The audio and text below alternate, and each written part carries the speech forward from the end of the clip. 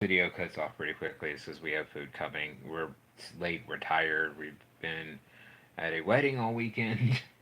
So yeah, but we got a question. Why don't you kind of go over it? Yeah, so we got a question from somebody in regards to specifically power exchange and polyamory or non monogamy.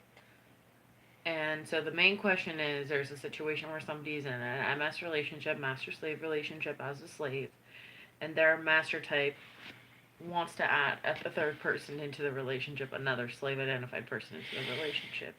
And the slave, okay, Yeah. usually be, and the slave wants to have somebody else to play with as well, is what it's sounding like, or isn't inherently poly, but was like, well, if we're going to do that, I would like to have somebody else I can play with. But the master is not allowing that, is feeling, and the slave is feeling presumably upset and confused. So that's Right. the question. And the thing about it is this thing fits in both a vanilla poly and within kink poly. It's not exclusive to just kink. I think even in non-poly situations, Right. this we're gonna our Well, advice is gonna be right. I mean, valid. because here's the thing. Um, this is a fundamental roadblock in a relationship.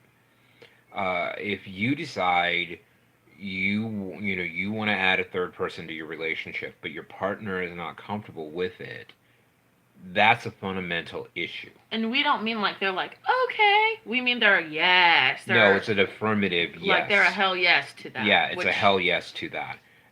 Because the thing about it is, and I'm not saying that that structure won't work, because I'm not saying that having one primary partner, maybe like a male partner with two female partners, or one female partner with two male partners, or you can mix it up in 500 different ways. When you mix in the gay with the gay and lesbian community and the trans community, you can in the in the non-binary community, you can get into really some interesting mixes. But the thing about it is that whatever that structure is yeah. with those three people, as long as everybody is comfortable with that, cool. And triads are really hard anyways because you're dealing with usually there's an existing relationship in this situation. There's an existing Yeah, and relationship. it's why it's called a unicorn. This is why the third person in a triad is usually called a unicorn, is because they're hard to find. They're incredibly hard to find because there's all that for that third person to come into a pre-existing relationship, and for that person to be able to fit in with both partners. And not feel isolated or uncomfortable with how Right. close other partners are. Or So there's a lot of pieces of this. We're right. not advocating against triads. We're just cautioning, I guess. Right. And the thing about it is that so let's say that you're the partner that's not comfortable with the poly.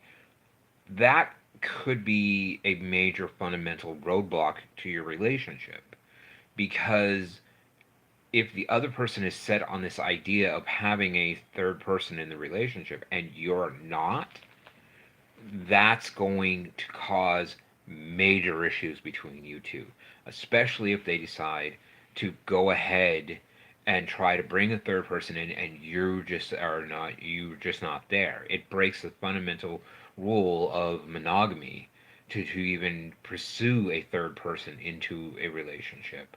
And that's kind of where the issues are going to go completely off the rail and destroy your relationship. And I don't know. I mean, I'm obviously we're just chatting here and talking about something somebody asked us, but people, monogamy. People know what that usually means. Polyamory isn't, but people have this misconception of what that means, especially within a power exchange relationship. I think people just think whoever is the dominant person can do whatever they want. Not necessarily, No. especially depending on what you've negotiated. No, and Um, that's really what it comes all down to, is the negotiation, and this is one of the reasons why uh, I have always advocated for a table. If you don't know what a table is, this is where you and your partner go and sit down and talk, not as roles. as your whatever role that you happen to be in, but as two human beings, in a relationship and there's an issue that needs to be discussed and that issue is on the table, and there might be more than one issue on that table at a time, but you deal with them one at a time. And the thing about it is that ultimately you could walk away from that table and the relationship's dead. You have to be aware of that before you walk in. It could be so, so fundamentally bad that it ruins the relationship. But you have to understand you are adults. Act like You it. better be an adult if you're engaging in a BDSM Yeah. relationship. But but I mean, even I think even in a poly relationship, I think that that should be something that you should wait till you're an adult and you can understand the emotional, the emotional baggage that comes with it. And for anybody who thinks there is no emotional baggage that comes with poly, please, are you kidding me?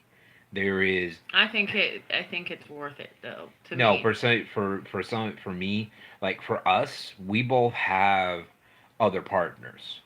Okay, I just got another partner I'm playing with. They have multiple partners they play with, and the thing about it is that we are very comfortable with that. We have rules and structures and guidelines of what we can and cannot do. we still have issues. We're still human. We Right. still. There was I made a mistake in the way I dealt with when I introduced this person into our relationship, and that is something I'm still still apologizing for. I messed up, and I'm more than willing to admit that. But the thing about it is that we ultimately came, had a chance to deal with it, and we're able to work with it. So, The problem is, and our food is almost here, so we're gonna go in a second. The problem is that it's a fundamental. Oh, sorry. Let me backtrack. So what I was gonna say about poly is just because it's open or poly or non-monogamous, it doesn't mean there's no rules, and it doesn't mean you're just gonna do whatever you want. right. You That's have to probably create. some people have a don't ask, don't tell, but that tends to get a little sticky. Yeah. So here's the ultimate thing is if you're in that kind of thing, understand it might destroy your relationship.